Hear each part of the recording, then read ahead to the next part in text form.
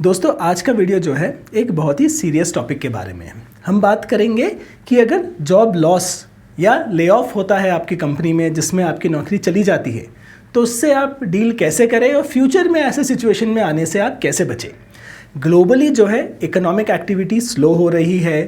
Public market valuations जो shares listed है public market में इंडिया में भी और यूएस में भी उनके दाम काफ़ी नीचे आ गए हैं। काफ़ी पॉपुलर कंपनीज जैसे कि नेटफ्लिक्स या फिर जूम वीडियो कॉलिंग ऐप जो है उनके शेयर प्राइस तो बहुत ज़्यादा नीचे जा चुके हैं और नए आईपीओस जो आ रहे हैं इंडियन मार्केट में वो जल्दी से सब्सक्राइब नहीं हो रहे हैं। आईपीओस जब मार्केट में लिस्ट होती है ये शेयर्स तो जितने में आईपीओ खुला था उससे नीचे ट्रेड हो रहा है। सो जो प्राइसेस है इन स्टॉक्स के नीचे आ रहे हैं। नई फंडिंग कम हो गई है। वीसी फंडिंग भी स्टार्टअप्स में कम हो गई है। तो जॉब्स के क्रिएशन जो है इकोनॉमिक एक्टिविटी जो है वो स्लो होते जा रहा है। आखिर ये रिसेशन होता क्या है? रिसेशन ये होता है जब हर किसी का ये व्यू बनता है कि अब मार्केट खराब होने वाला तो सब लोग कॉस्ट कटिंग शुरू कर देते हैं, उससे मार्केट और नीचे जाता है। सो ये रिसेशन की तरफ मार्केट जा रहा है हमारा ग्लोबल मार्केट। इसका जॉब मार्केट पर काफ़ी असर हो रहा है।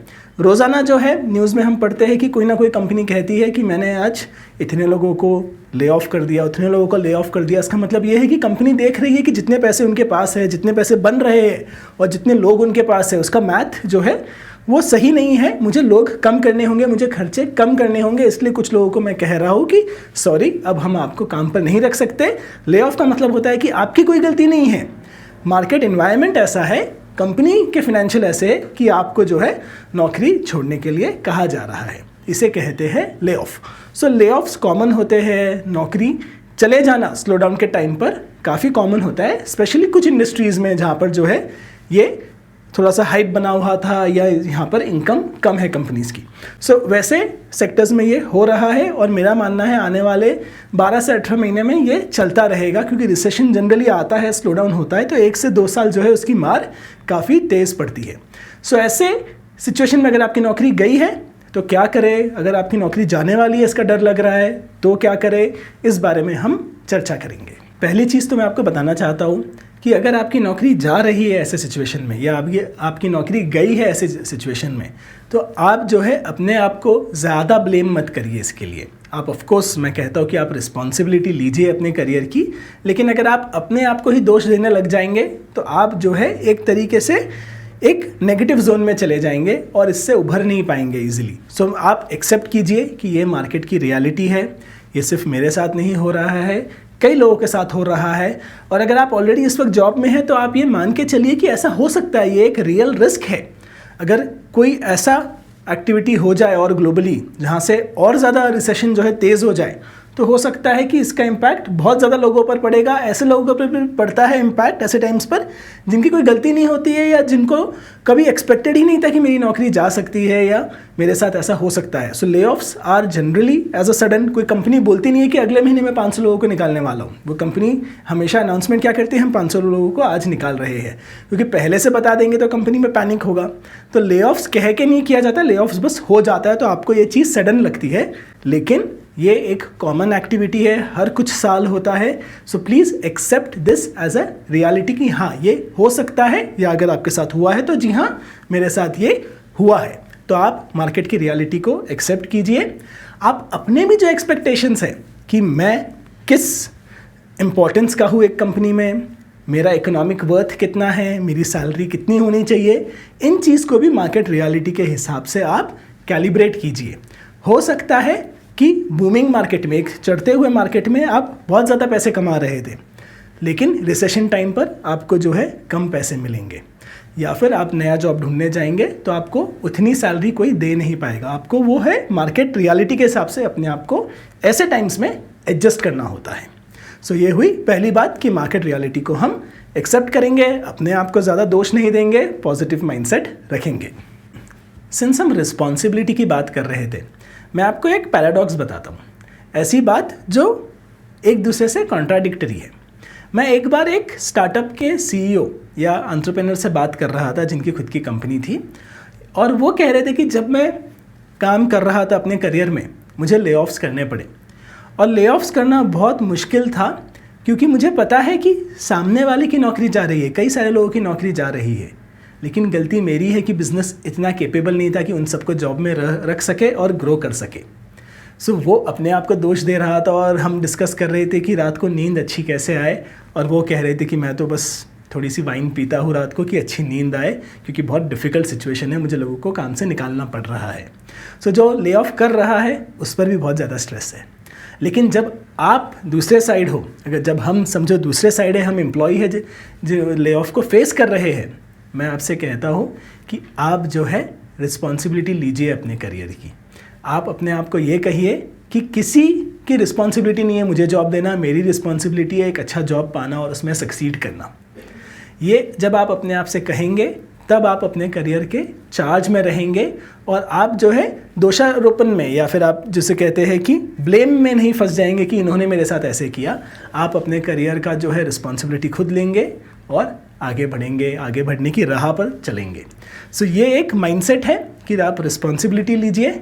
ये मैं आपको बता रहा हूँ कि दोनों जन जो ले ऑफ कर रहा है, वेरी फनीली, वो भी सोचता है कि मेरी गलती है, और जो जिसकी जॉब जा रही है वो भी इस जोन में चला जाता है कि ये कुछ गलत हो गया। लेकिन अगर आप रिस्पॉन्सिबिलिटी ले एज अ एम्प्लॉय कि ये मेरा जॉब था, मेरी रिस्पॉन्सिबिलिटी थी इसे रखना, तो अगले जॉब ढूंढने जब आप निकलेंगे मार्केट में, अपना करियर आगे प्लान करेंगे आने वाले 10, 20, 30 साल में, आप थोड़े ज़्यादा पॉजिटिव जोन में रहेंगे और आप अच्छा करेंगे। ऐसा समय जो होता है डाउनटर्न का, इकोनॉमिक रिसेशन का, ले ऑफ का, जब आपकी नौकरी जा रही होती है या चली गई होती है, ये अच्छा टाइम होता है सोचने का कि मेरे स्किल्स क्या है, मेरी कैपेबिलिटी क्या है, मैं किस इंडस्ट्री में काम करता आया हूँ, क्या ये इंडस्ट्री का फ्यूचर सही है और क्या मैं इस इंडस्ट्री के लिए सही हूँ, या मुझे अपने स्किल्स जो है उन्हें एनहांस करना है, चेंज करना है, नई चीज़ सीखनी है, या मुझे करियर चेंज करना है और एक नए इंडस्ट्री में जाना है। हमारे करियर जो है वो 10, 20, 30, 40 साल लंबे हैं। मिनिमम 40 साल तो आप काम करेंगे, 22 साल की उम्र से 60 साल की उम्र तक तो आप काम करेंगे। सो इतने बड़े करियर में आप अगर एक ही चीज़ 40 साल तक करते रहेंगे ऐसा सोच के आप मार्केट में एंटर कर रहे हैं तो ऐसा नहीं होगा। दुनिया सोचो 40 साल पहले कहाँ थी, इंटरनेट ही नहीं था। सो चीज़ें बहुत ज़्यादा चेंज होगी, हर 5-10 साल मेजर चेंजेस आएंगे, हर इंडस्ट्री में आएंगे।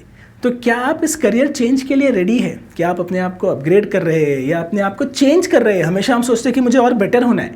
हो सकता है आपको बेटर होने की ज़रूरत नहीं है, आपको डिफरेंट होने की ज़रूरत है। सो करियर चेंज के लिए रेडी रहना हमारे करियर में हमारे लिए फ़ायदेमंद है। और ये जो ट्रांजिशन होता है एक करियर से दूसरे करियर में, वो पेनफुल होता है, स्लो होता है, और वो ट्रांजिशन में जो है बहुत ज़्यादा एंजाइटी होती है, एम्बिग्यूटी होती है, और आपको उससे डील करना होता है। तो ये एक स्लो प्रोसेस है, और रिसेशन मार्केट अच्छा टाइम होता है करियर चेंज प्लान करने के लिए। ऐसे सिचुएशन से डील करने के लिए फाइनेंशियल डिसिप्लिन बहुत ज़्यादा ज़रूरी होता है। मैं हमेशा कहता हूँ कि आप जितना भी कमाते हैं आपके खर्चे जो है उससे कम होने चाहिए। जहाँ तक हो सके, अनलेस मजबूरी हो, EMIs पर आपको कोई काम करना ही नहीं है।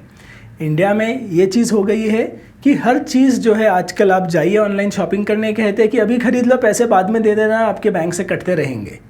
और इसमें क्या होता है, आप खर्चे बांध लेते हो या आपका जो इनकम है उसमें से ज़्यादातर EMI चुकाने में आपके पैसे चले जाते हैं और आपके पास कोई पैसे बचते नहीं हैं। मेरा मानना है कि आपके बैंक अकाउंट में मिनिमम 12 महीने का जो आपका खर्चा है वो FD के तौर पर होना चाहिए। आपके पास वो पैसे जो आपको अगले 12 महीने में अपना खर्चा चलाने के लिए चाहिए, आपके पास as a emergency fund available होना चाहिए। कोरोना टाइम के पहले मेरी कंपनी में मैं कई लोगों के पीछे पड़ा रहता था कि कितने पैसे आपने जमा किए इमरजेंसी फंड में, कितने पैसे बचा रहे हो अपने सैलरी से।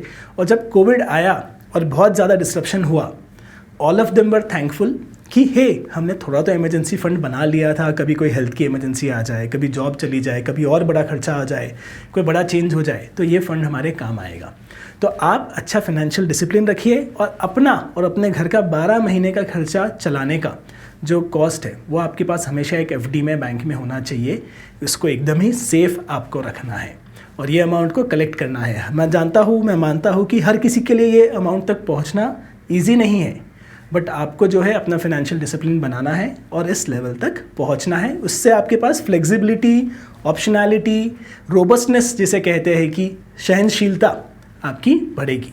आपकी नौकरी गई हो या नहीं गई हो, आई थिंक जब भी आपको लगे कि मुझे अपने करियर में अब एक चेंज की ज़रूरत पड़ने वाली है अगले 1-8 साल में, 2 साल में, आप नेटवर्किंग करना शुरू कीजिए। अगर आपको लगता है कि आप XYZ इंडस्ट्री में हो, समझो आप फूड डिलीवरी इंडस्ट्री में हो, लेकिन आपको लगता है कि आपको अभी फूड डिलीवरी से निकल के फिनटेक में जाना है, फाइनेंशियल इंडस्ट्री में जाना है, तो जो भी लोग फिनटेक में काम कर रहे हैं उन्हें फॉलो करना शुरू कीजिए, ट्विटर पर, लिंक्डइन पर। वो कहीं टॉक दे रहे हैं तो उनके टॉक सुनिए। क्वेश्चन हो आपके उनके काम के बारे में तो आप उन्हें मैसेज करके पूछने की कोशिश कीजिए, या अगर आपके कोई दोस्त हो या दोस्त के दोस्त हो जो उस इंडस्ट्री में काम करते हो तो उनसे मिलिए, उनके काम के बारे में समझिए। कोई स्किल्स हो जो आप डेवलप कर सकते हो उस इंडस्ट्री के लिए तो अभी से उसे डेवलप करना शुरू कीजिए। हो सकता है आपको इंटरेस्ट आए उसमें और आप करियर चेंज इजीली कर सके। तो नेटवर्किंग से आपको फ़ायदा होता है। करियर चेंज कैसे करते हैं उस पर मेरा एक बहुत ही पुराना और बहुत ही अच्छा डिटेल्ड वीडियो है जिसको आपने बहुत अप्रिशिएट किया है, उसका लिंक मैं आपको दूंगा, आप उस वीडियो को भी देखिएगा। मैं आपको कॉन्ग्रेचुलेट करना चाहता हूँ कि आप सेल्फ ग्रोथ के लिए, सेल्फ इम्प्रूवमेंट के लिए मेरा ये वीडियो देख रहे हैं और यहाँ तक ऑलमोस्ट 10 मिनट से आप मेरे साथ बने हुए हैं। उसके लिए मैं आपको कॉन्ग्रेचुलेट करना चाहता हूँ। ये एक राइट स्टेप है, इस राह पर आप चलते रहिए। मैंने कई सारे वीडियोस बनाए हैं अपने करियर को इम्प्रूव करने के लिए, अपने फाइनेंसेस बेटर मैनेज करने के लिए। इन वीडियोस को देखिए, लिंक्स मैं आपको डिस्क्रिप्शन में देने की कोशिश करूँगा। चैनल आपने शायद सब्सक्राइब अभी तक कर लिया होगा। कोई आपके सवाल हो तो कमेंट्स में पूछना मुझे। और एक बात का याद रखना, there are no failures in life, there are only feedbacks. अगर लाइफ में आपको लगता है कि कोई फेलियर हुआ है, कोई गोबर हो गया जैसे मैं हमेशा कहता हूँ, तो आप अपने आप से कहिए ये गोबर नहीं है, ये फेलियर नहीं है, ये फीडबैक है और ये फीडबैक मुझे मिला है जिसका मैं फुल यूज़ करूँगा। चलिए दोस्तों, ऑल द बेस्ट। ये एक गंभीर टॉपिक था, मेरे लिए भी डिफ़िकल्ट था इस पर वीडियो बनाना, लेकिन आई होप इस वीडियो से आपका कुछ फ़ायदा हुआ हो। और आप अगर चाहते हैं मैं स्पेसिफिकली आपके लिए कोई वीडियो बनाऊँ या किसी तरह से आपकी हेल्प करूँ तो प्लीज़ कमेंट कीजिए।